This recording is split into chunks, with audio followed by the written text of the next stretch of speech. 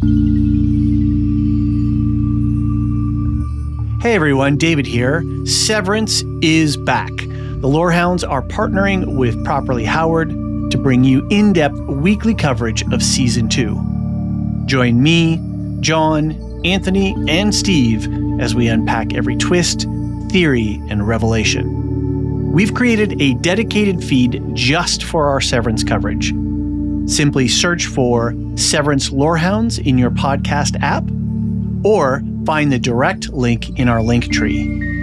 Our weekly episodes dig deep into the show's mysteries, themes, and bigger questions about identity and consciousness that makes Severance so compelling. Season Pass and regular community subscribers get ad-free access to our weekly episodes, plus exclusive content like our Supply Closet bonus series, featuring fascinating conversations with experts like the team from Nevermind the Music. We've explored the neuroscience of memory and personality, decoded the hidden meanings in the show's musical themes, and there's much more to come. You'll also get Steve and Anthony's complete Season 1 rewatch series. We believe in total transparency with our listeners, and unlike mammalians nurturable, we're happy to share all of our secrets. Find the link for the Severance feed in the show notes below, or search Severance Lorehounds wherever you get your podcasts. Come theorize with us about what's really happening at Lumen.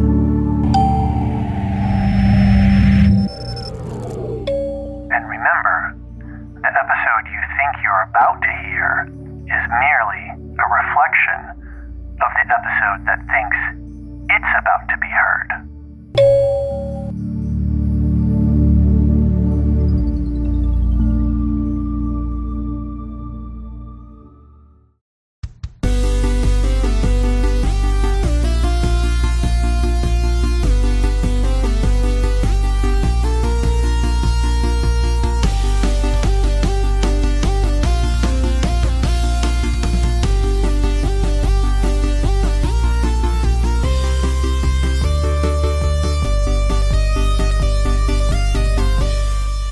Marvel animation fans, if your spidey senses are tingling, that's because it's time for another trip through the MCUniverse, or should I say MC Multiverse, with Comics Versus, a Lorehounds podcast. I'm Elysia.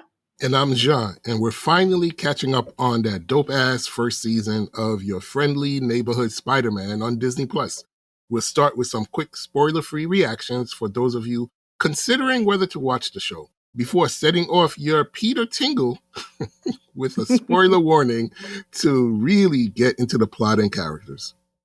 And consider this also your blanket spoiler warning for all other previous Marvel stories on the screener page, which we might bring up while discussing.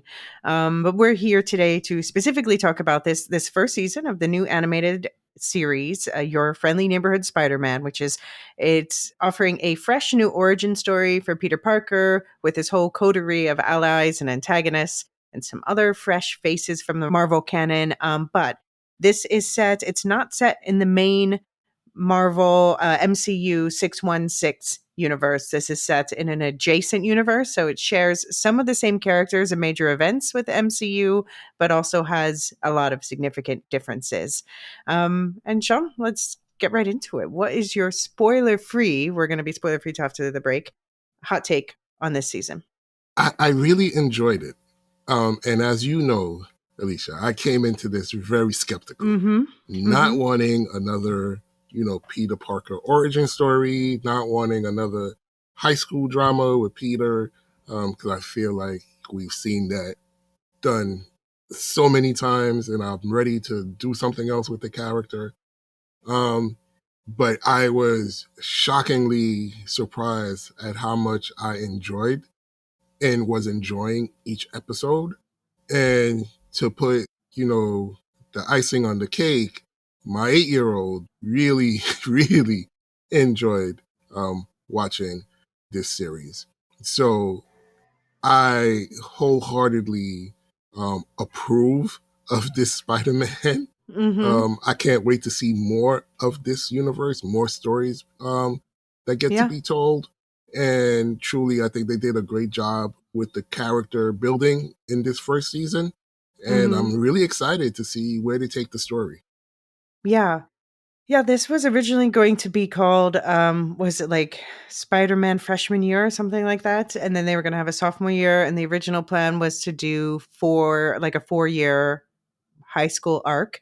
And they were originally going to do it within the original MCUniverse, with the specific Tom Holland Spider-Man. But then they decided, like, well, first of all, let's not restrict ourselves to doing one full year of high school a year. Let's just let's let it be looser. So we have this first season already out in full now. In 2026, we're getting season 2, and they've already started development on season 3. So they said that, if all goes well, they would love for there to be a new one of these every year, basically.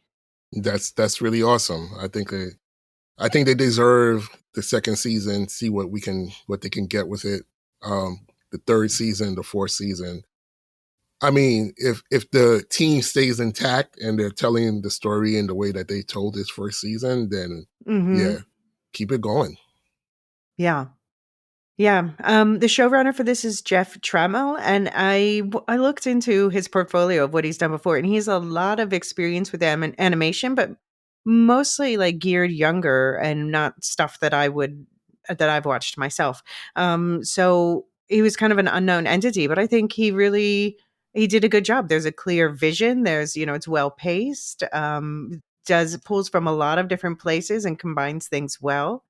I was saying before we got on here, I can't think of anything negative to say about the show, Um, I think the art style was apparently controversial to some. I personally love it. It's intentionally like trying to be comic book style, but I think it's really cool to see something different with the thick lines and absolutely. I thought the art was great. The animation was, I actually really liked it. As you know, I'm still collecting and reading comic books. So to have that style on screen in a way that wasn't cheesy I thought was really dope. They did a great job. Yeah. Yeah, and I'm sucked in. It's a story about friendship at the core. But it really gets me invested in a whole bunch of different relationships between Peter and the people in his life, and worried about the future of them, of course. So it did well on that part. It also, even like, there are characters that are canonically villains, and I know there's got to be a term, but I'm rooting for them nonetheless. I'm like, maybe this is like at Mark and Invincible. I'm like, maybe this is the one universe where they're good. I don't know. I found it a really satisfying season finale. Yes, it was really good. But it really, really ties it back up with the start of the season. Yeah. Yeah, they tied everything up. No loose ends. No, there was nothing left to say. Once the credits rolled, I wasn't saying to myself, oh my gosh, what happened to so-and-so? Yeah, they did it was a very good television series. It was very good. Yeah, but they set up things for next season. Like, Nico, I am really excited to get more of Nico's backstory. And I agree that the first season, it's not about her, but they gave us teases in the end that say, okay, we're going to learn more about her next season. And other characters too. So, and what an inspired decision to have Coleman Domingo as Norman Osborn. And can we please get him playing Norman Osborn in live action? He's so good in this. Yeah. The voice acting across the board, was really great. Yeah. Yeah, absolutely. Yeah, and they did some of the characters, we'll talk about it as we go through in the spoiler side. Some of the characters are like the live action cast. Some of them are the voice, like the Spider-Man himself is the voice who played him in What If. So it is meant to stay close to the live action casting of these. So there's hope. Crossing my fingers. Let's see. Do you think that people need to have seen anything else before watching this? No, absolutely not. Absolutely not. This is a rare thing where actually there's nothing you need to do to prep. It might even be more fun for you. We're about to spoil a bunch of stuff in a minute, but it might be fun for you to not know all of like the baggage and backstory of all the various Spider-Man stories, because this is doing something different. Right. Yeah, you don't need to have any knowledge of Peter Parker or Spider-Man in order to jump into this series from episode 1. Yeah. Anything else you want to say before I take off the spoiler gag order? No, let's get into it. All right. Spoilers. So we've got 15-year-old Peter Parker, who's supposed to start his freshman year at Midtown High School, the science-focused high school we see him attending in the main MCU. But an alien attack derails those plans, sending Peter down a new path with new allies at Rockford T. Bales High School instead, but not before he's bitten by a mysterious spider that gives him superpowers. So, yeah, we have, as Peter Parker, like I said, it's the guy who played him in What If, Hudson Thames. And I mean, he sounds a lot like Tom Holland. I think that was one of the reasons he was cast. I think he does a good job, and we're going to ignore any comments he made that use the word woke. I may not ignore it, but basically, anyone who doesn't know, he said, I was really relieved that it wasn't woke or whatever, like I was afraid it was going to be. So, like, okay, moving on past that. You did a good job. So we got a nice evolution of costumes. We had Peter's homemade costume, which was replaced by the white costume from Oscorp, and then eventually he lands on the classic blue and red costume. Did you have favorites amongst these? The white costume. Yeah. Yeah. I also really like the white costume. I mean, I'll say the classic one is it's like my least favorite. We've seen it. Yeah, you know what I mean? Yeah, exactly. Yeah. I thought the white that whole episode with him trying on the different costumes was hilarious. Yeah. It was really good stuff. But yeah, I think my favorite was indeed the white. I do like, though, also his homemade costume, just because it's different than what we've seen before. It was like kind of a throwback to Miles Morales for me when he first started, getting his spider powers, and he didn't have a suit, and he's running around in his sneakers and in a hoodie. So it was a nice, it was very synergistic to that for me. Okay.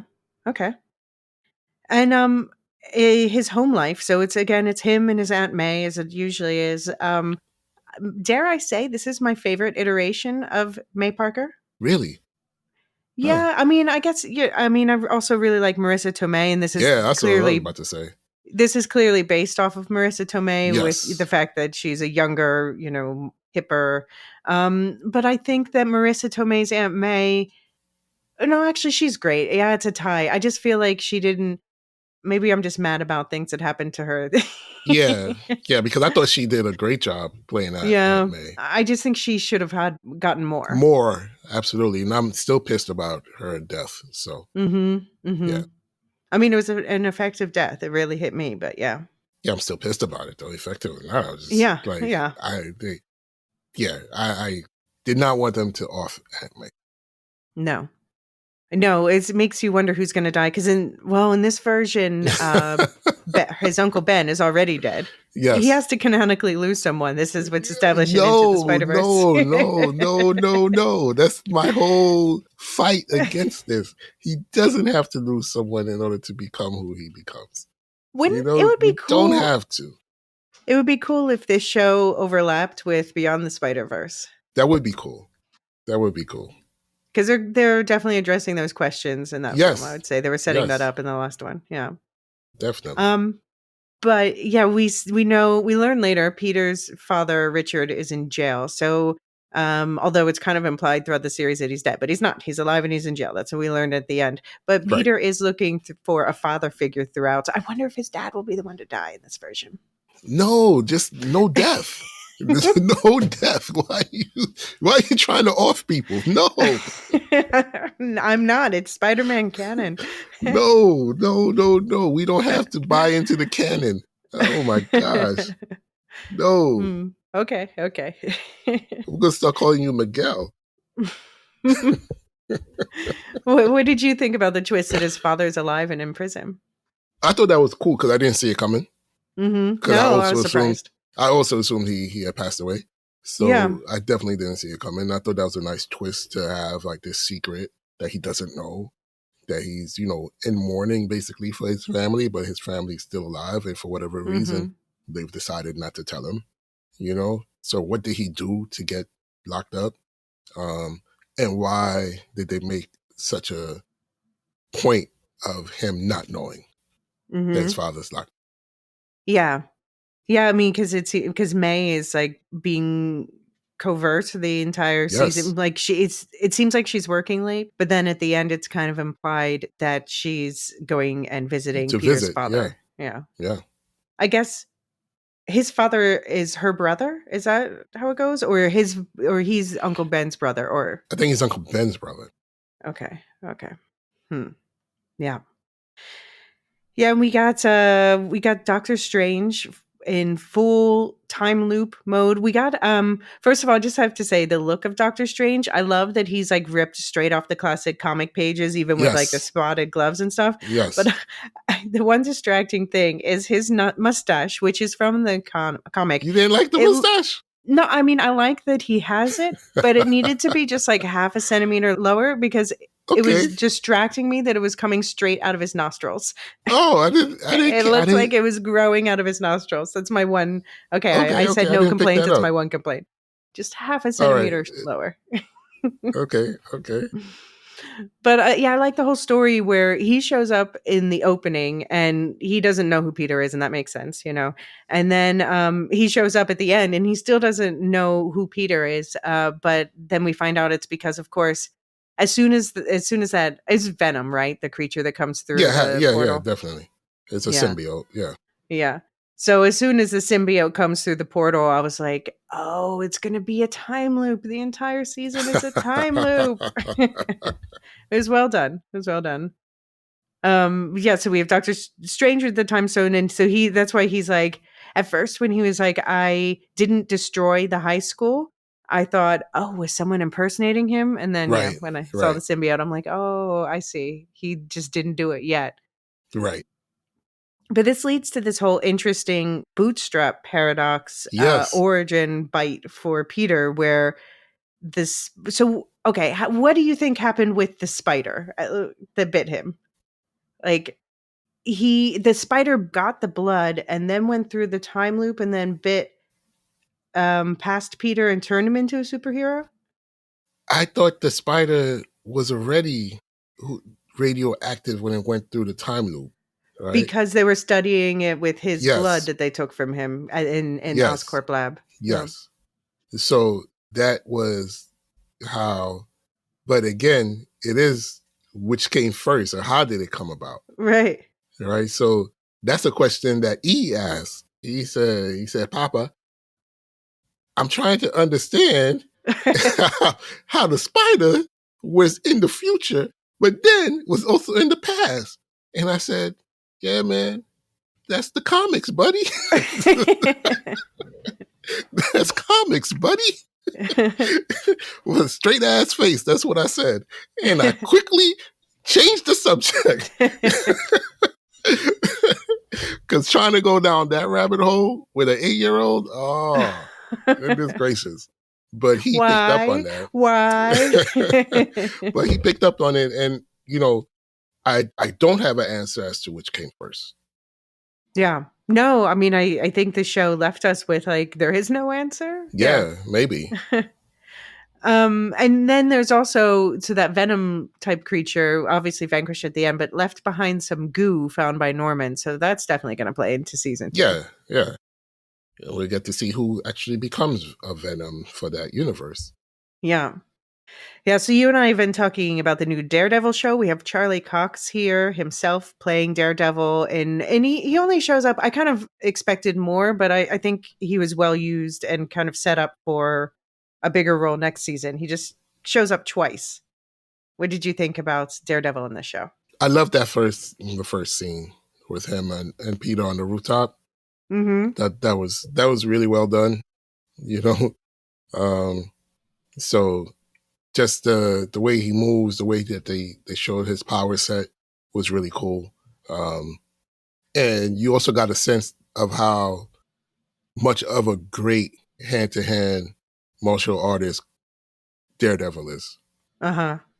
You know, they really show you that this guy is really good at fighting, which, Yeah. you know, comes into play when we're watching the live action series.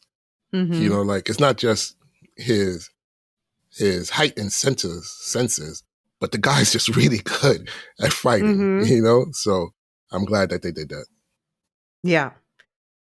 Yeah, I mean, he's the one, he tells Peter that there's something shady up with Norman, but then we find out that the shady thing with Norman is this gateway thing that this Yes. Project Monolith that we see, that we were talking about, where that ends up bringing the symbiote into our world. And so it's not like, when he said there was something shady going on, I'm like, oh, here we go, Norman Osborn. For anyone who doesn't know, that's the Green Goblin. Like, things are starting to go south now. And I thought it was going to be like something. He is exploiting Peter. He is studying his Yes. blood, but it's Yeah. not like in a malicious way.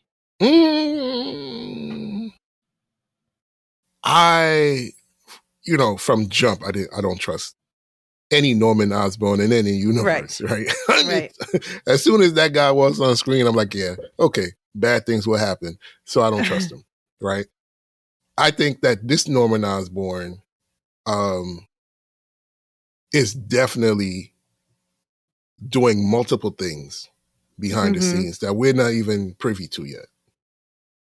I don't believe that everything that he did with Peter Parker was truly singularly out of altruistic means. Like, he didn't want, it was just not out of the goodness of his heart. He wants to really help this superhero become the best version of himself. And the way that you become the best version of yourself is to make everybody be afraid of you. That's a red flag, right? Yeah. To me, that's a huge red flag. So Yeah, absolutely. I think there are things that Daredevil may be investigating beyond the gateway about Norman Osborn. I don't think. Go ahead. No, go ahead. No, I just think that there are things that he's doing. It just gave me the sense that, you know, he's not simply invested in a gateway or simply invested in Peter. Like, there are things he has to be doing on multiple fronts to try to bring about the world that he wants. Right. Yeah, I mean, sadly, part of me wants this just to be like the one good Norman Osborn, but you're No. absolutely right. And, you know, as soon as he says, with great power comes great respect. And it's Yes. again, and this is another good sign of the writing in this show. It's not like this obvious mustache twirling thing. It's just someone who's, you know, there are definitely lots of people who think that power comes through fear. Yeah. And you see, like, he doesn't mean it in an evil way per se. It just might not be what's best for Peter or anyone else. Right. It's his way or the highway, basically. Right. There's no real room for compromise with Norman. And you can see that in the way that he talks to his son. You know, there are, I just don't buy this veneer that he's just, you know, somebody who's trying to do good, trying to do right for the people. There's something else happening. Okay, yeah. Yeah, I mean, I kind of like them being on the same side, but that's always how it starts in a Spider-Man story. Yeah. And then his rivalry with Octavius, you know, it's just using Peter to get what he wanted, you know, to happen to Octavius as well. Yeah. So Yeah, so we have Otto Octavius also in this, Doc Ock, and we'll talk more about his whole story in this, but they position Norman Osborn and Otto Octavius as rivals in this. Do you think they will team up? no. No, you don't think we're getting a Sinister Six? I mean, Green Goblin is notorious for being insane. Otto Octavius is not. You could argue that they are not on the same wavelength. Like, Otto, Doc Ock, and Green Goblin, while they both hate Spider-Man, I don't hesitate in thinking that Green Goblin would throw Doc Ock off a bridge if he could. Sure, but that doesn't mean that they won't team up for a short-term purpose, right? I don't know. It could happen, but I don't think it will in this story. I don't think it will. Maybe not in like season 2, maybe in like season 4. I think we'll get some version of the Sinister Six with Ock being the person that puts the team together, like giving out different sorts of, paraphernalia to different, groups. Like he already helped the Scorpion become the Scorpion. You could possibly find the Vulture, things like that, right? So I can see that happening, but I just don't think in this first season, the way that they position Harry, the way they position Norman is in any way on the same page or headed towards the same thing that Octavius is headed for. They put them as adversaries, and I think it's going to stay like that. Okay, well, speaking of adversaries, so this is also, we said there's events in common. This is set right after like Captain America Civil War took place in the MCU. So we've had that whole thing with the Sokovia Accords, which, reminder for anyone who doesn't know, Sokovia Accords are basically, they said like superheroes should be registered with the government because they are dangerous weapons running around. And Civil War was a result of Iron Man took the side of, yes, sir, we should register for the government because we are dangerous weapons. And Captain America was like, fuck no. You cannot, you're not going to control us. That's called fascism, and that's not my America. So we have Thaddeus Ross who shows up, and Thaddeus Ross, he was played by William Hurt in the past. So during this time, he was the Secretary of State. In the modern MCU, he's played by Harrison Ford, and he's the president. But this is from the past, so he looks like Thaddeus Ross in this. And we had Iron Man, true to his Civil War, I'm serving the government, stepping in to help Thaddeus Ross arrest Otto. What did you think of all that? I think it's so interesting that Tony Stark is Tony Stark in whatever universe Tony Stark is in, like it's the same guy, and I think that's very interesting that they did that. Also, that Cap is the same guy, right? Same sort of morals that these two have, because they've been set up in the MCU proper as the pinnacle, right? These are the two heroes of heroes, right? So now seeing different universes where they're essentially, they don't get off their pivot. They're the same guy, the same person through and through. Maybe slight variations here and there, but when it comes to the bigger picture, it looks like we're not going to get any radical Tony Stark or, someone who's going to just tote the line and Cap, which is really cool for me. I like that. I was thinking about this Civil War conflict from the MCU and how it's carried over here. I was thinking it was reminding me of a conversation that Luke and I had during our Silo coverage about order versus justice. Whereas Iron Man is very much on the side of order and Captain America is on the side of justice. And I was thinking maybe that's why it rubs us so much the wrong way to see the next Captain America jump to the side of order over justice. That's a great point. And to be clear, like, Luke makes when we were talking about this, he makes some excellent points in favor of order, but also, I make some points in favor of the danger of order. Most dangerous of all, of course, is what we have now, which is neither order nor justice. I think the disappointment for, Sam Wilson, MCU Captain America, is that, yes, he's on the side of order when he knows that justice is not being done. Right. Okay. It's not like Sam is oblivious. He's not. he's actively choosing to turn the other way. Mm-hmm. And Yeah. that is so problematic for me in that Right. portrayal of the character. So it bothers you less when Iron Man does it because thinks he's doing the right thing, and you're Yes. saying, yeah, Sam Yes. in Brave New World knew he was doing the wrong thing. Absolutely. Absolutely. Okay. And I don't like what Iron Man is doing. I'm not saying it's okay. No. I'm saying that he just thinks that he's doing the right thing truly and that he's wrong for it.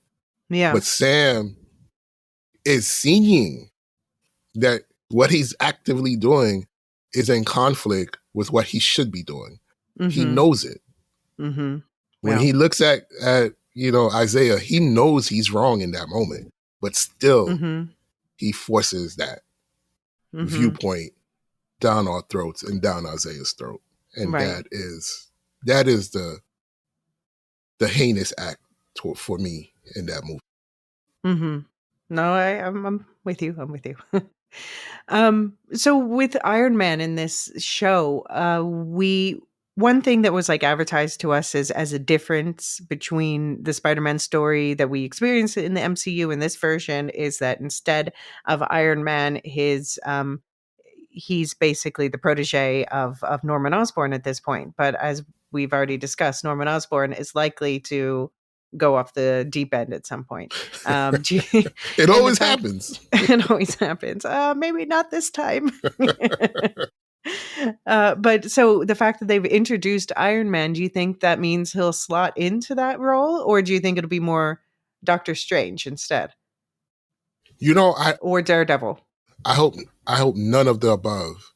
Yeah. Because Spider-Man has always tried to figure out things on his own. He's had no real, person to look up to, and he's never been a protege. He's never been a sidekick. Right? He's got this power at a young age, and he went out and learned on his own, made his mistakes, and learned from his mistakes, picked himself back up, and became better for them. So I really hope that's what we get.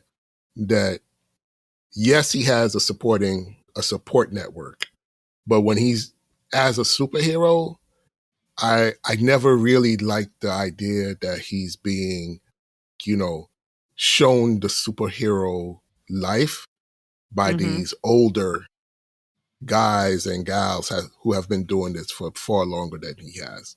That's not Spidey for me. It's more like that's fair. I think Miles Morales gets the Spider-Man as that part of Spider-Man more than what we've gotten in the MCU. Okay. That's fair. I've heard other people say the same. Yeah, maybe that is the thing. Because I did also notice in this season, Aunt May at one point, she's like, "Oh, I wish you had a father figure to look up to." Like, who doesn't need a specific male man to look up to when he has a good home life with someone who with a loving parent and stuff, and there are lots of people who have one parent or have two parents of the same gender, and you don't need and so I was disturbed to hear her say that, and I hope that he will come to the realization that he doesn't need to be looking for a daddy out there. But I think that's the subversive nature of the show, is that she says that, he finds that, and ultimately we see why what he found was so wrong.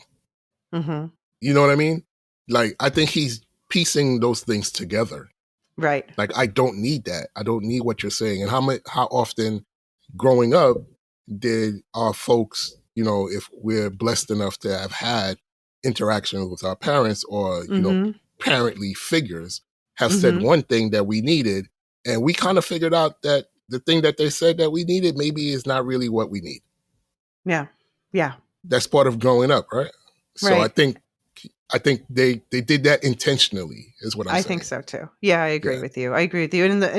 Just because overall the writing has been laying these tracks as well with the way it plays with and subverts what everybody knows about Spider-Man. Yeah. Yes. So just to point out that the Iron Man in this show is played by Mike Wingert, who also plays it in What If. So again, it seems like a careful casting, probably going to see more of in some way or another. I have to say, though, for me, the casting coup of this show is that so we have in the live action Spider-Man movies, Zach Cherry, who a lot of people will know as Dylan from Severance. He plays a character named Clev who appears on the street sometimes, like Spider-Man do a flip or recording him or things like that. And they had him pop up throughout this show. And I just thought that was such a delightful addition, and actually got Zach Cherry to do the voice as well. So I love that.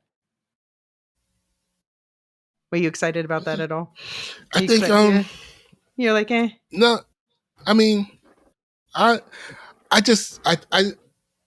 it's hard for me to, there's a couple of specific characters that I think, stood out for me. Mm-hmm. But overall, I think you can't go wrong with pointing one or the other out.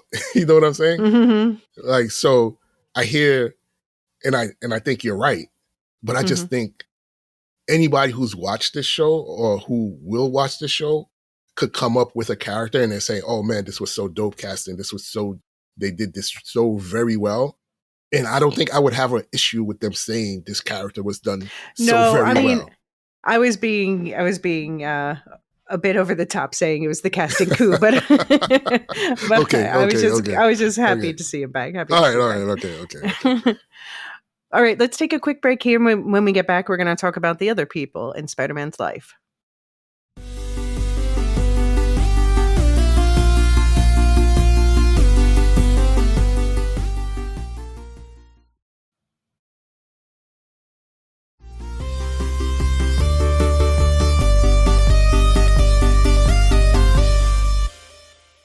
All right, so of course we have to begin with Peter's best friend, my favorite, clearly, Nico Minoru. Why is she your favorite again? Why is she my favorite? Oh, because she's witchy. No, I mean, yeah. So she, for anyone who doesn't know or didn't listen to our previous discussion on this, she is from the Runaways, which is a team from the comics. They did a TV show version of them as well. They cross over with Young Avengers in the comics, and they crossed over with Cloak and Dagger in the TV world. So anyway, it's I find it, I don't know, an interesting, like, I don't know how much to say about her backstory now because they haven't given us much. No, just glimpses. Yeah. And there seems to be differences, but it is also, she's with a foster family and they don't explain why she's with a foster family. Right.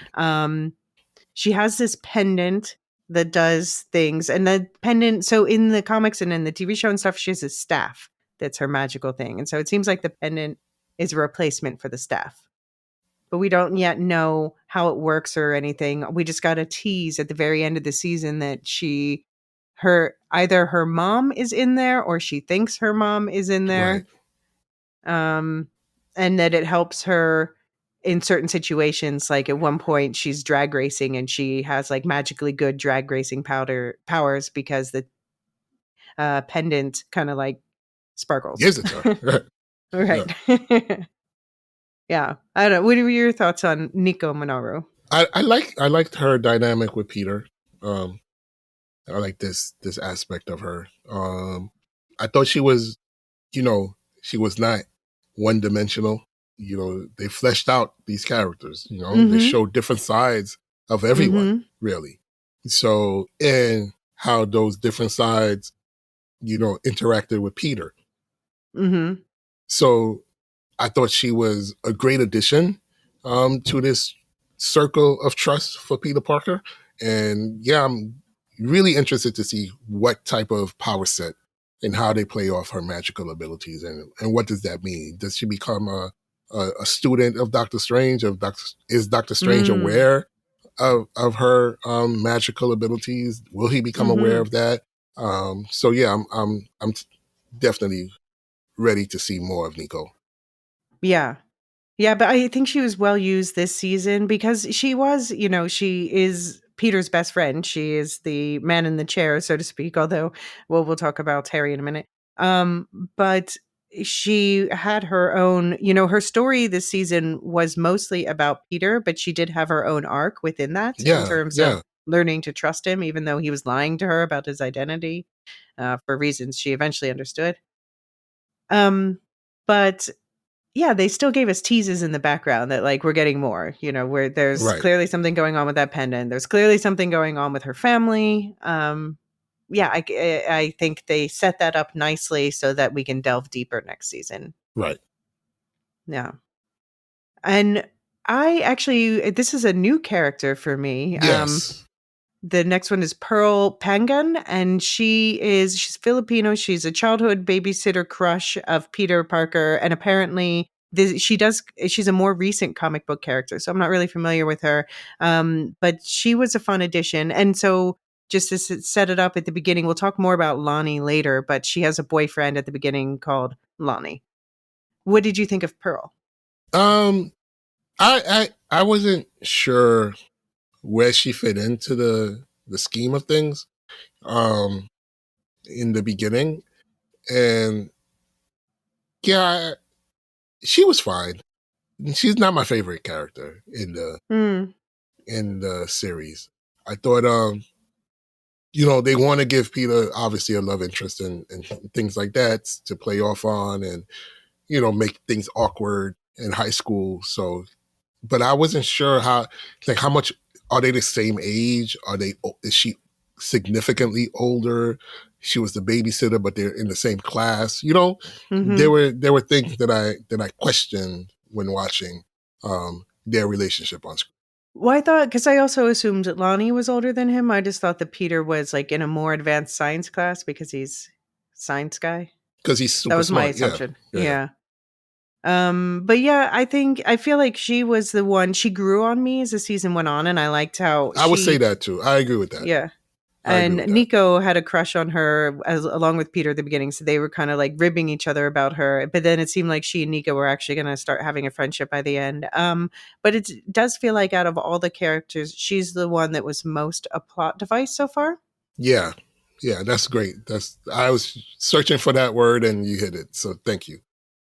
Yeah, I am curious to see because I know she does get superpowers in the comics.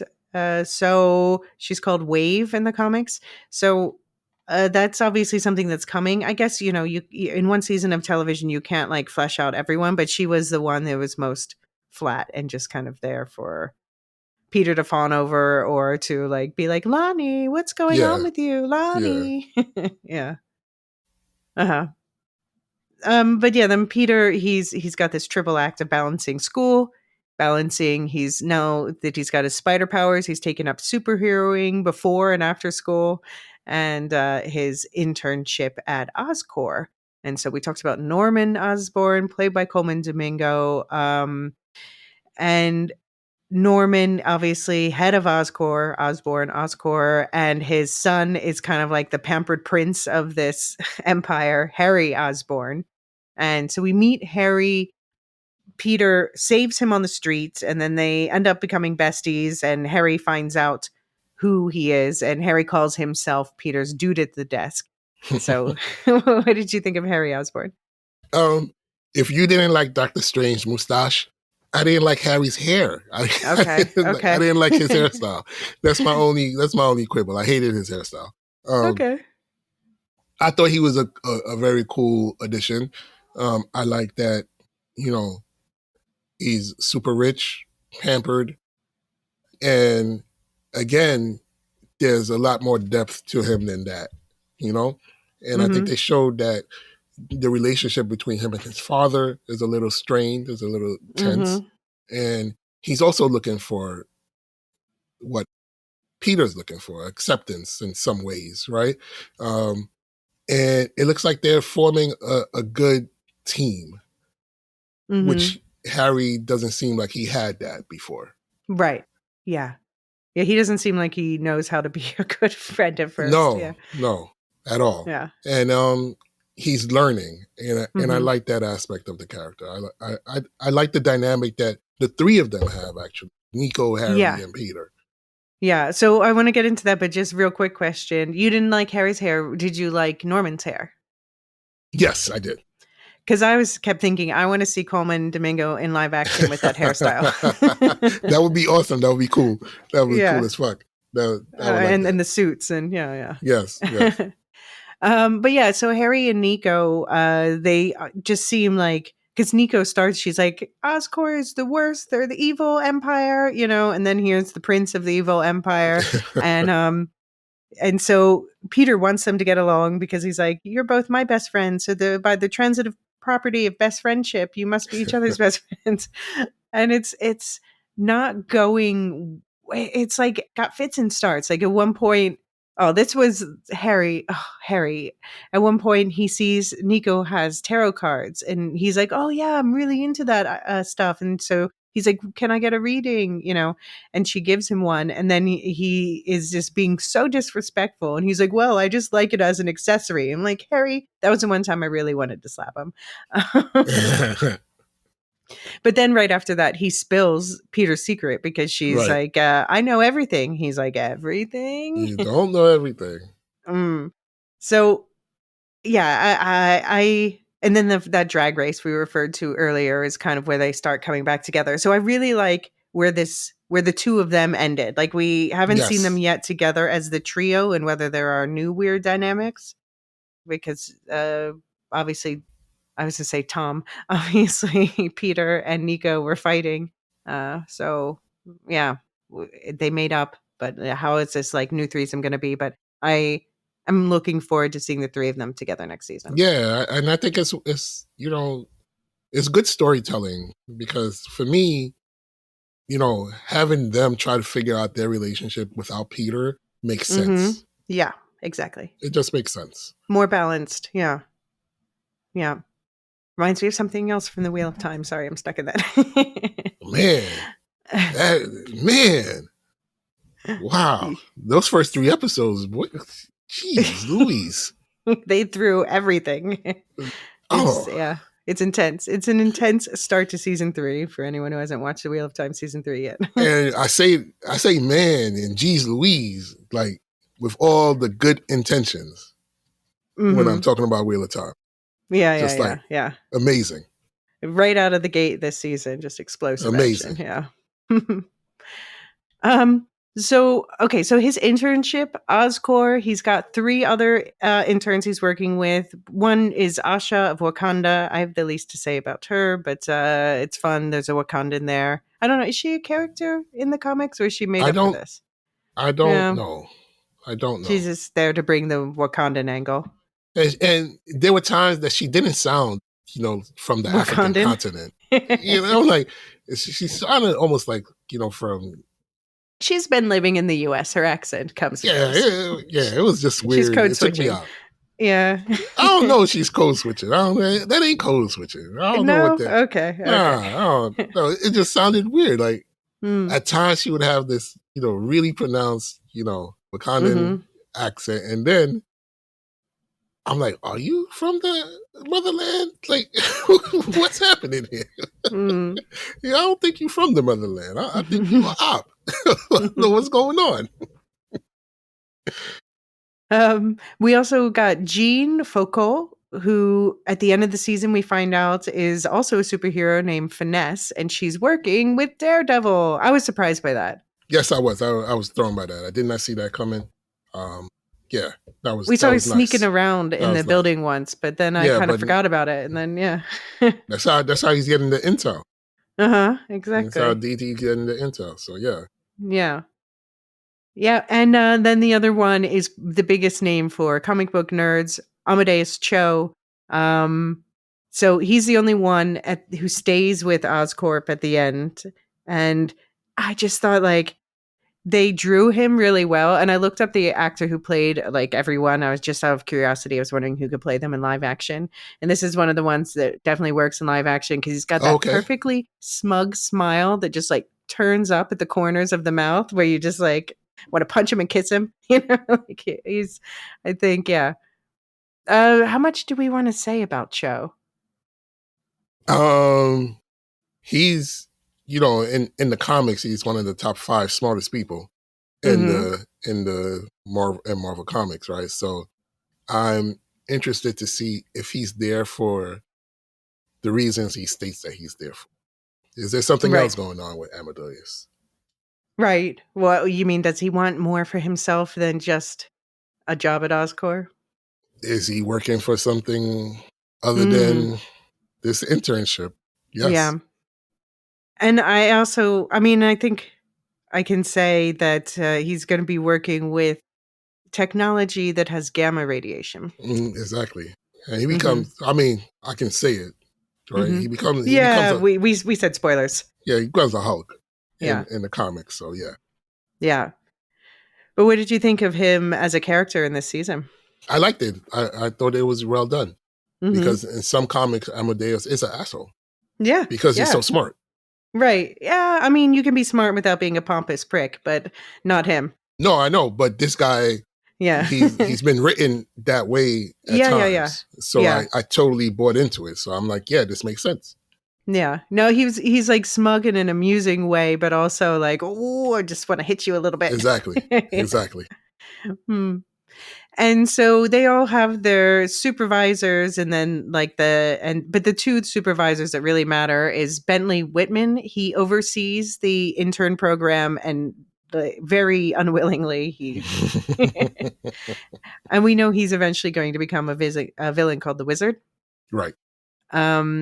And Carla Connors is Peter's advisor. She's much cooler, much more likable, and they were working on an energy project, making this magnetic engine.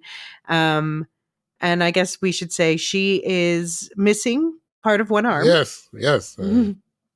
And we saw an iguana go by at one point. Exactly. So, a lot of lizard tendencies here. A lot of lizard vibes. Yeah, so I have a feeling that that's where she's going, which is another one where she seems great. But then, but I guess it is always the case that the lizard in his human form, he's not a bad person. He's a scientist who's trying to, make things happen for people who are suffering. And so Dr. Connors doesn't start off like a megalomaniac, like trying to take over the world. He's just trying to heal people. Right. Yeah. So, but I have a feeling we're getting that origin story with Carla Connors. In this I agree. And yeah, it turns out that all the student projects were designed to work together to create that portal that we talked about. So dastardly. And so at the end of the season, Harry Osborn says, like, Nico actually says, you could start your own company. And he's like, oh, I could start my own company. And he starts the Worldwide Engineering Brigade, or WEB, and he invites all of the interns. Amadeus Cho says no, and he also invites Lonnie, because Lonnie was a super smart dude before all this other stuff that we're going to talk about. But yeah, I think that's. I'm excited to see this group together. Just the youngins together in this web configuration, and again, Amadeus. But I did wonder, as soon as he's like, "Oh, I can just start my own business," I'm like, "Daddy, not gonna like this."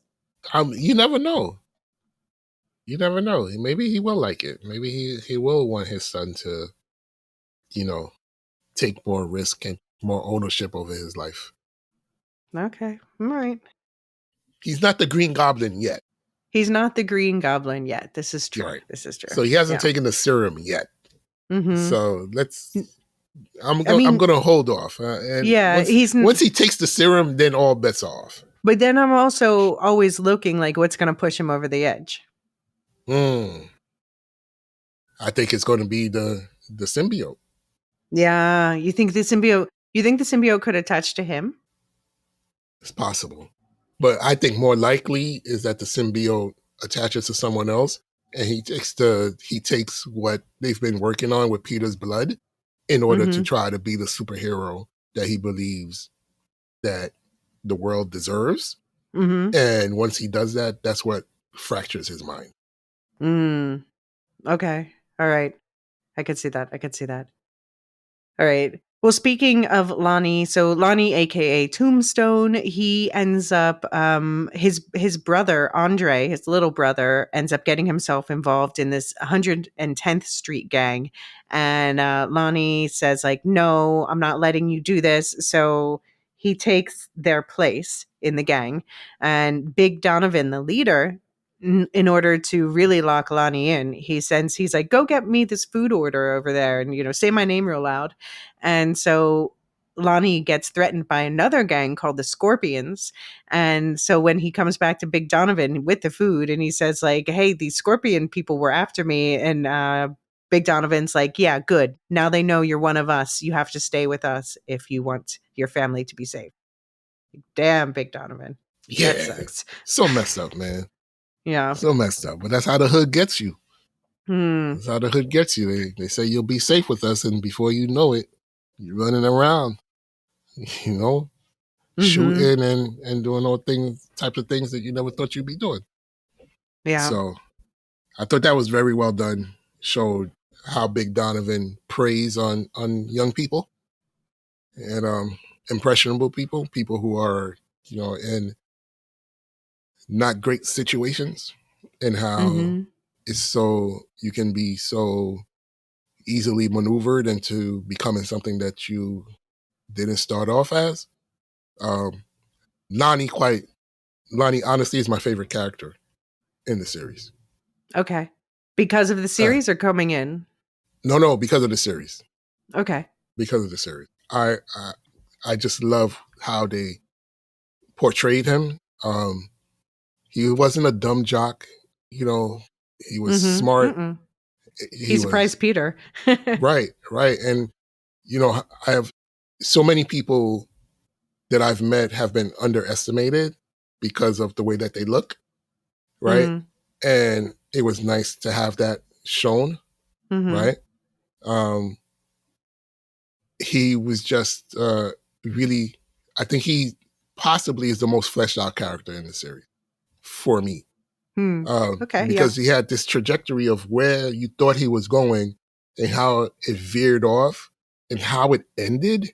When I tell you E was crushed, he's like, he said, Papa, he threw away the jacket.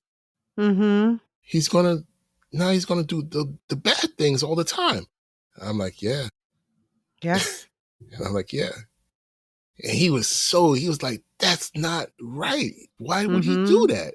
Why would he do that? And I was just like, we had a conversation about it and about, the false sense of a family, of pride that you get with sometimes doing things that are not good.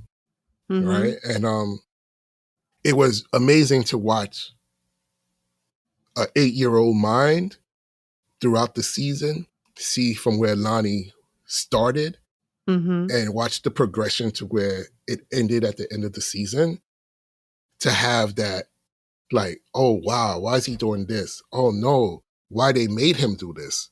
It went from they're making him do something to now, why is he doing it? And that was such a wonderful,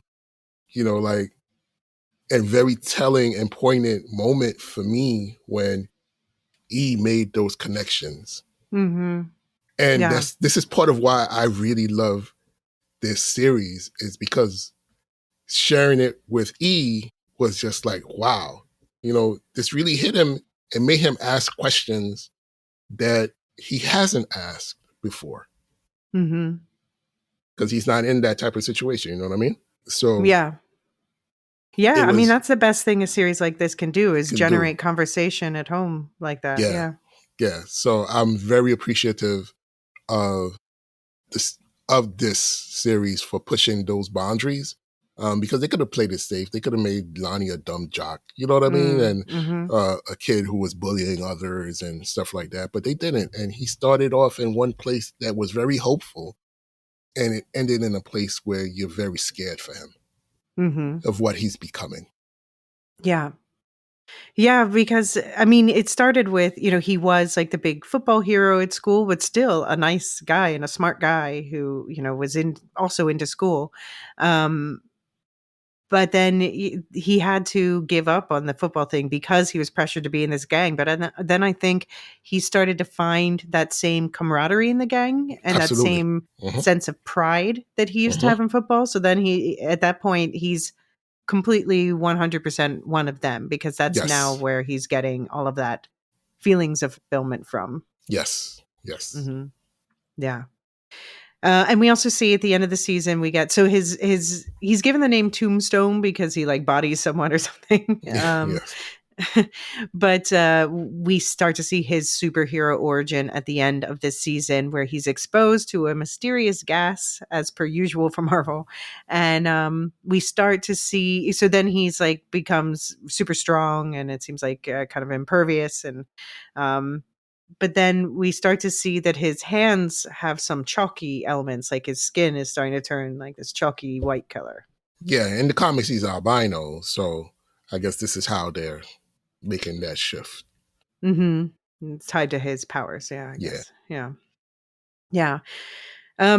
So yeah, there was the whole gang, but I guess the only really important Big Donovan, Bulldozer was another one. But it was funny. There was what was it? One of the characters comes in at one point and he says, I guess it was Chameleon, and he's like, "Hey, Big Donovan and Lonnie and no one else." And Yeah. Bulldozer is like, "What?" But it's true. Funny. I'm not going to learn all the names in that gang. No, either. but that was funny. That was funny. Yeah, that was funny. So yeah, so speaking of, we had a bunch of different Russian characters who I guess they were all working together. But then I assumed that they were. Yeah. So I just mentioned Chameleon, who's Dmitry Smerdyakov. There was also, and so we see him in the beginning, but then by the end, he's wearing this sort of like man in the iron mask kind of mask situation. Yeah. We have Mila Mazovic, who is also AKA Unicorn, and we see her with like all these people have different types of tech, and she has a tech that's shooting like lasers from her forehead like a unicorn. Yes. Mm-hmm. Roxana Volkov is a new character who shows up, and then we have Mikhail Sistovich, who is he's definitely going to become Rhino. Yes, but like a tech Rhino, it seems. Yeah. Yeah, I'm okay with that. Yeah, I'm okay with that.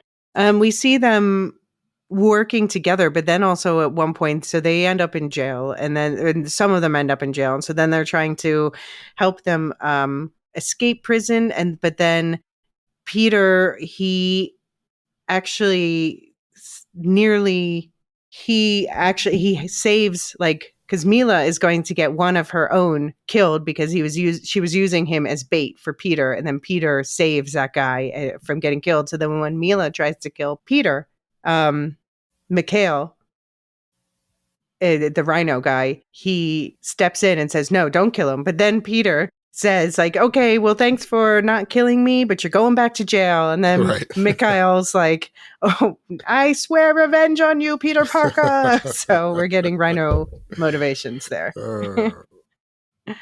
And then we have, so there's those people all had this tech with this infinity logo on it, but we see other people. We saw Butane, an arsonist who has a high-tech flamethrower and was told to burn down a building, but burns down the wrong one, dumbass. Yeah.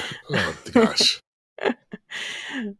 We had also a couple, James Sanders and Maria Vasquez, aka Speed Demon and Tarantula. They also had tech. And of course, the Scorpion gang had this tech too, including most especially Scorpion, who has like the whole suit with the big stinging tail. I was like, just cut off that tail. Cut off that tail. Let me tell you, one of the, when he stabbed Peter, I heard such a scream next to me and an immediate walkout. Yeah. Like an immediate walkout. Like tears and stomping out of the room. Oh. He said, "No, this cannot be. No, this cannot be." He was so mad. So mad. He was so upset that happened. And, we talked about it and things of that nature, but, he was just like, how could he stab him? He just kept saying it. How could he stab him? How could he stab him? And he was so affected by that in a way that, he's seen other things You know, Mm-hmm. E has seen other things. He's played video games, not violent video games. I'm talking about, you know, like Legos and stuff like that. Mm-hmm. And we've watched some other Marvel fare. But I think it's because of maybe how young the characters were that it affected E in that way. Mm-hmm. You know what I mean? Like, Yeah. they weren't older people who have been fighting aliens. You know, this was really personal. And Mm-hmm. he felt that, how personal that it was, that it affected him in such a way. That's that's good stuff right there. Yeah. Yeah. So the Scorpion's Mac Gargan, and then also the second in the gang is Carmilla Black, who's a future Scorpion. So I think this Scorpion's going to go, but that You first think so? fight, I mean, I think, yeah, he's going to be. I think he's going to be killed at some point and replaced with Carmilla. Okay. Especially they showed her a lot this season, so I They did. say it could even happen next season. They did. Or he's in jail, and so she takes up the mantle or something. But I thought the thing fused on him. It is fused to him, It's yeah. fused So to she him needs a now. new thing if she's going to do Right. that. Yeah. But that fight that Peter loses, he lost it hard. That was like really, no I felt joke. that too, even as an adult. That was no joke. Yeah. He got his ass kicked. That was Mm-hmm. no joke. And he only got out of there because Norman sent a glider to rescue him. Like, yay, Yep. glider rescue. Oh, no. Glider. Oh, no. Norman Osborn's making a glider. This is the beginning of the end. Which, if anyone doesn't know, the Green Goblin rides around in a glider. So we see him like, yeah, he's definitely going to be riding it next season somehow. Probably in a good way at first, but then it's not going to be so good. Yeah. And then Lonnie, this is so we know there's going to be some sort of complexity in their friendship because we'll talk about this final scene in a minute, but Lonnie stops Peter from killing. Like Lonnie is the one, Peter comes in fighting Lonnie's gang, and then Lonnie is the one like, dude, don't become what you don't want to be. So that gives us hope for Lonnie, but also, yeah, I'm worried about Lonnie. Yeah, no. I don't have hope for Lonnie. I think Lonnie gone. All right, I think Lonnie gone. Lonnie gone. Let's take a quick pause here, and we're going to come back and pick up with that thought. Just a sec.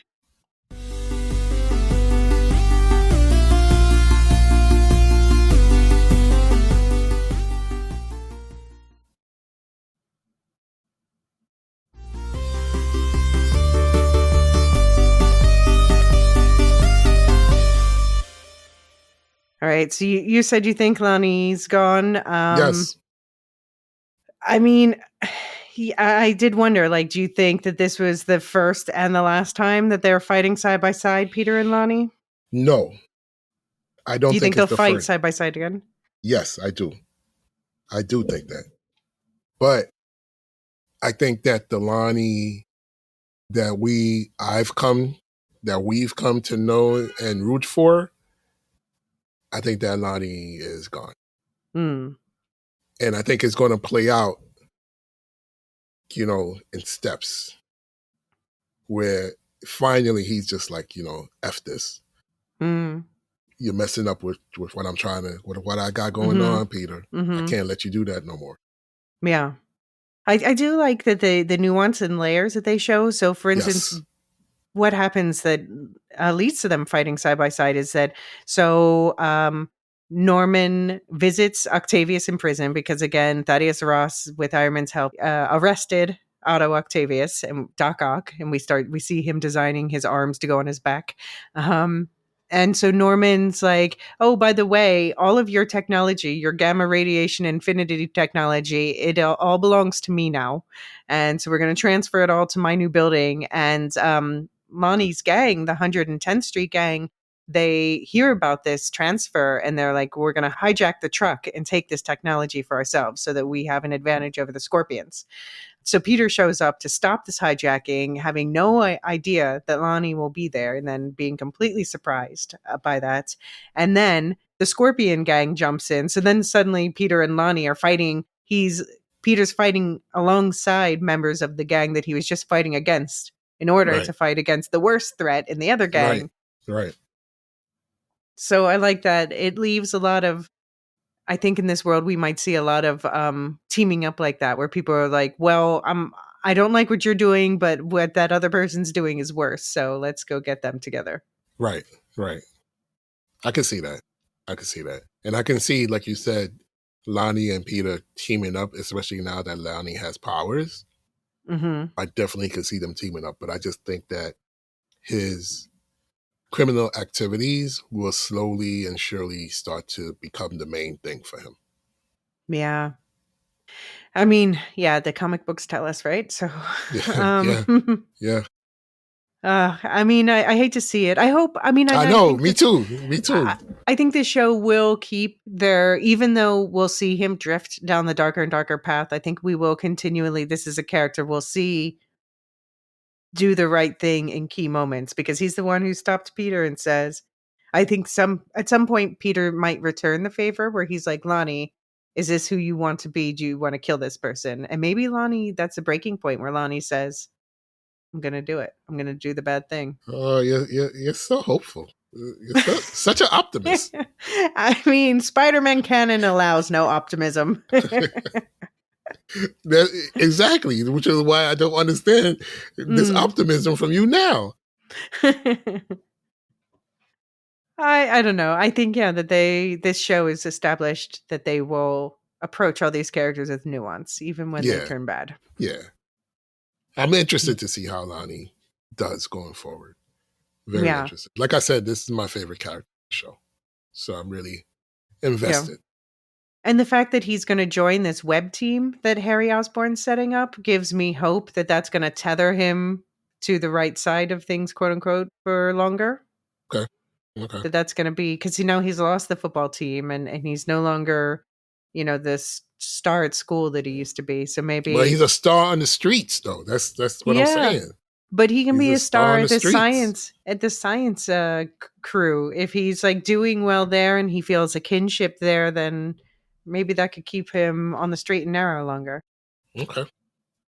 So speaking of, so we're going to have the web crew doing their superhero stuff, probably like a glorified Spider-Man support team. Yeah. I don't blame Amadeus Cho for not wanting to be part of that. That's not, his ego would not allow it. But then we have, so Amadeus Cho, he stayed at Oscorp, and so we're probably going to see him working more closely with Norman. Do you think he could end up replacing Peter as Norman Osborn's protege? No. Because in the way that Amadeus sees, he's no one's protege. It wouldn't work. Yeah. Amadeus walks into the room. He walks into the room and he immediately thinks he's the smartest person in the room. For sure. How I just don't see that dynamic working with Norman. So it could end up being a volatile relationship. Yes. Yeah, and so Norman, we know he's working has some secret projects going on with some of the Oscorp scientists, including Whitman, who's the one that we think is going to become a character called Wizard, the grumpy head of the intern program. And one of the secret projects, as we already referred to, was definitely trying to study and replicate Spider-Man's superpowers with the spiders they inject with Peter's blood. Yes. So Green what Goblin else? serum incoming. So explain the Green Goblin serum for anyone who doesn't know. This is what gives Norman Osborn powers. Like makes him super strong and makes him super agile. He keeps his, intelligence, but it breaks him. Like it's like someone else is living inside his mind, like almost like a Hulk, Bruce Banner type of dynamic. But this alternate personality, he's a psychopath. Yeah. It's all the worst. Think of Dr. Jekyll and Mr. Hyde. That's basically who Norman Osborn and the Green Goblin are. Yeah. And then Otto, we already see he doesn't seem like a nice guy already. So I like that some of them sometimes they're like, no, he's not a nice guy who had something bad happen to him. He's just like a dick scientist who wants fame and fortune. um, so we already talked about his tech, but if they were setting up the Sinister Six, who do you think would be on the Sinister Six in this version? I don't know. Because outside of Scorpion, Rhino,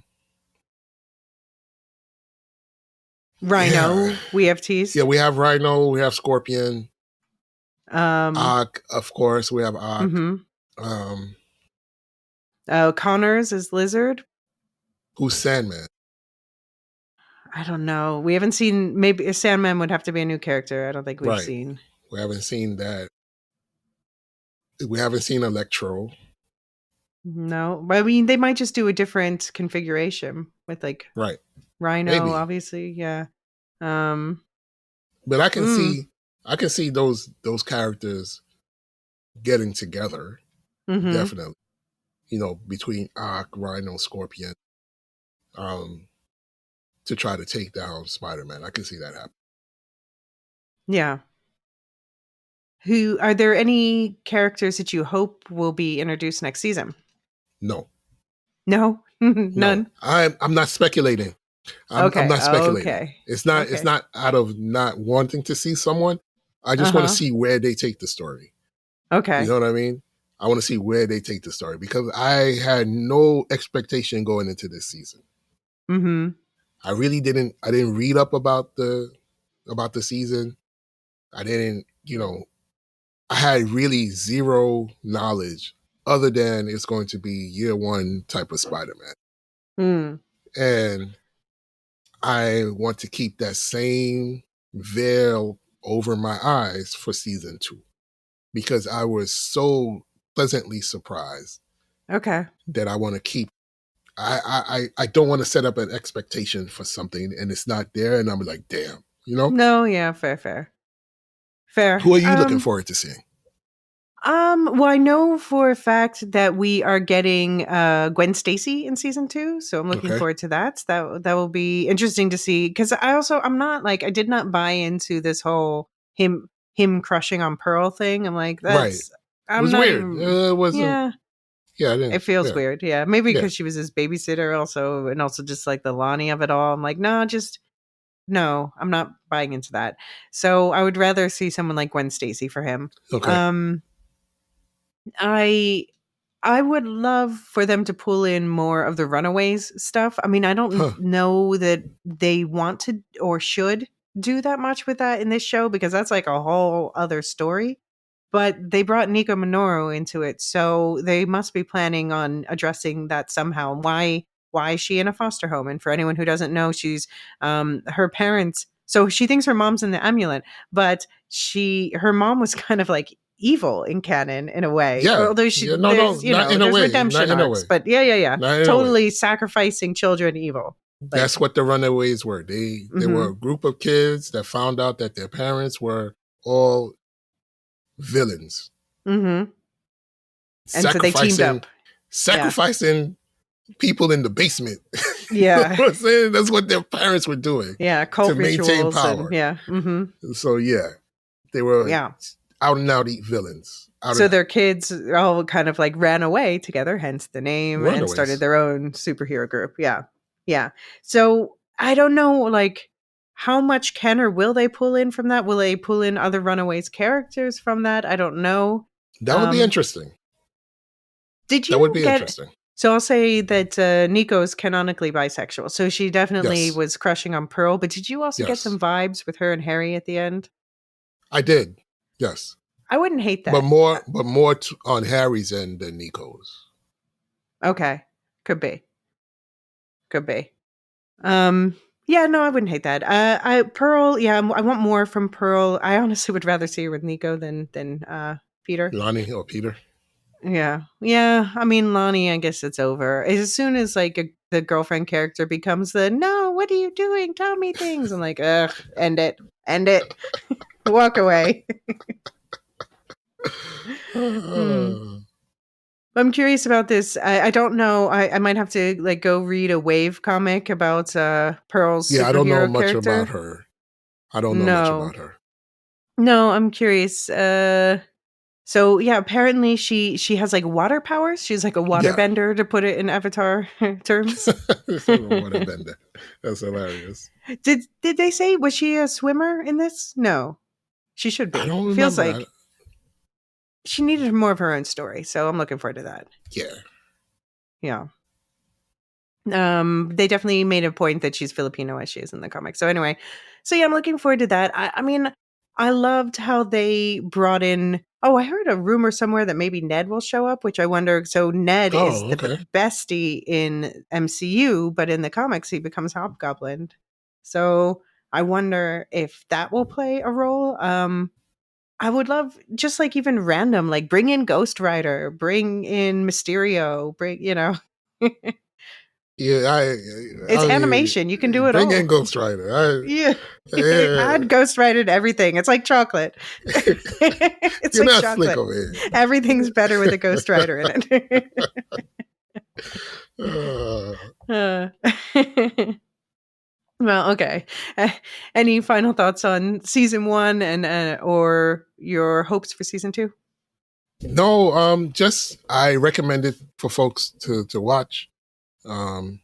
If you have a small person who's into superhero things, I think this would be cool to watch with that small person. Yeah, and if you don't have a small person, I think it's a cool watch for you as well. It was really well done. Not all Peter Parkers are the same, and this is definitely not the Peter Parker from the MCU. I'm appreciative of that, and I want to see where the story goes. Yeah. Yeah. Yeah, and I would love to see a crossover with the Spider-Verse. That would be awesome. Yeah. Yeah, that would be a lot of fun. And if you didn't think there was enough Daredevil, don't worry, because Daredevil has his whole own show going on right now. So you and I, we dropped episodes for episodes 1 and 2 of Daredevil Born Again dropped together. So we did a combo episode for those. We did episode 3 because we just felt like that needed a little extra attention. That Yeah. episode. Yeah. Yeah. So those are already out. And then next up, we're going to do the last 6 episodes in groups of 2. So 4 and 5 together will be the next one up. So we got a great Daredevil email in that I'll be sharing in our next one. Yeah.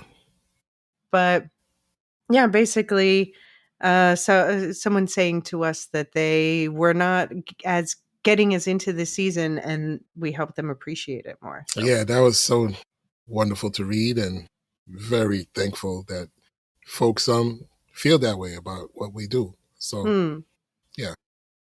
So yeah, check out Daredevil. Listen to our coverage on it. I really enjoyed. Well, enjoyed is a weird word, but the last episode for coverage of episode 3 was. It was really good. It was a really good show. Poignant. Yeah, it's a really good show.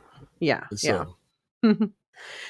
So yeah, that's coming your way soon. Wheel of Time, full swing, like I said. There are season passes set up because John and I are doing weekly coverage of Wheel of Time. They just dropped 3 episodes at once, so there's a whole. You just got 3 episodes in the Lorehounds feed for that, but then it's going to be 1 episode a week going forward, and we have extra lore casts and a show guide. And all the Wheel of Time coverage to date ad-free for the season pass. Of course, subscribers already get all that stuff and also get other extra episodes, like 11Z's, our extra movie review club, had its first ever tie. So, I mean, these third parties, man, they're ruining everything. You're saying the third movie that took 2 votes? Yes. They didn't let Zoolander win outright. Didn't let my Zoolander pick win. This is ridiculous. I think we're going to find a way to cover both. So the 2 winners are Zoolander and Scott Pilgrim versus the World. So I think we're going to find a way to cover them together. But if you're interested in all that stuff, you can find it in the show notes. And in addition to all of the affiliates like Radioactive Ramblings, which is covering Invincible, that just wrapped up its season. And I'm behind on that one, but I know people found it a banger season. Man, it was. I just finished last night the season finale of Invincible, and just wow. And as a comic reader who's read the comic multiple times from issue 1 to 149, wow. I'm just like, man, that is, woo. Yeah, I have to catch up because the first 2 seasons, I went around saying like, this is some of the best writing on television. So I'm very excited about season 3. I think you won't be disappointed. I would be shocked if you were disappointed. Yeah, now that we have been getting ahead on Wheel of Time and stuff, and there's time for Invincible in my life. We'll shift dust. We are starting our Dune coverage with the original book breakdown and the adaptations thereof. Of course, there's always a Star Wars Canon Timeline podcast, Rings and Rituals, Properly Howard movie reviews, and Never Mind the Music, where psychology meets music, and I guarantee you will learn a new thing every episode at least. And of course, there's a link to the Discord where we have a Marvel forum under current shows, plus forums for pretty much everything else we're covering. And Jean, I saw you just dropped your latest comic recs. Yeah, from my post this week. Just check it out on the Discord, Comics Versus, and just Namor. And I'm not pronouncing it the MCU way because he's not the MCU character. And so Namor, just one of my all-time favorite characters, quite honestly. And over the last few years, they've done a piss poor job with him, in my opinion. And this was a welcome series to try to right the ship with the character. And I'm hopeful that we get some really good stories for Namor in the future. But this was just a great new beginning for him. Cool. I'm excited. Oh, and I did start. So I have Marvel Unlimited, so it means we get all of the comics a few months late. So I started you were talking about the TVA comic continuation of Loki. Yeah. I only have one issue so far, but so I read the first issue. Yeah. So, how did you like it? Yeah, I mean, it seems it does feel like a definite a continuation directly of the TV show. So I'm very curious to see, because this is just the first issue, so I know it's just setting it up. But I think it's a 4-issue series? 5. Okay. I think issue 5 is coming out next week. And issue 4 is the one that Wanda shows up in. Yeah. That's yeah. Yeah. All right. Well, yeah, it's going to trickle out to me, but now I'm following it, so I'll get an alert. Okay, cool. Yeah. All right. Shall we do the reading of the names? Yes. So I've got from the Rhythmic folder this time, Moonlight. Thank you to our Discord server boosters, Aaron K, Tiller the Thriller, Dorka the Ninjas, Duve71, Athena Ajalea, Tina, Listu, Nancy M, Ghost of Perdition, and Radioactive Richard. Thank you so much to all of our listeners. We literally could not do this without you.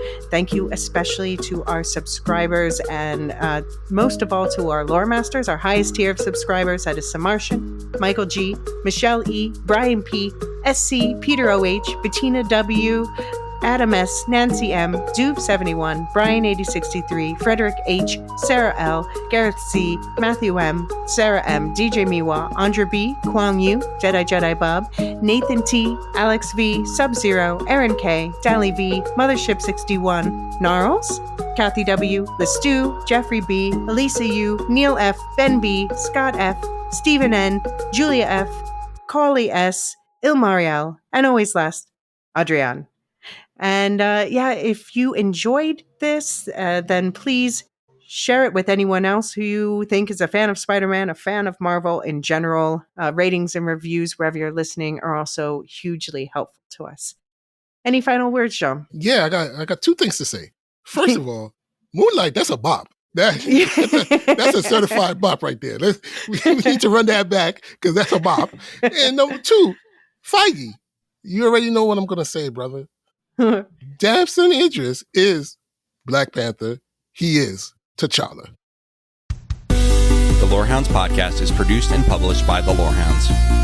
You can send questions and feedback and voicemails at thelorehounds.com/contact. Get early and ad-free access to all Lorehounds podcasts at patreon.com/thelorehounds. Any opinions stated are ours personally and do not reflect the opinion of or belong to any employers or other entities.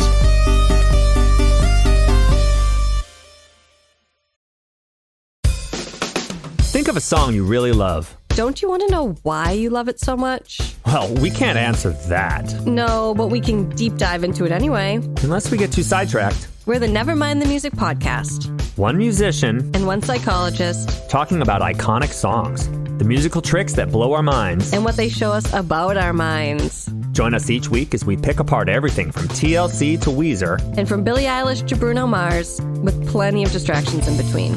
Check out Nevermind the Music, wherever you get your podcasts.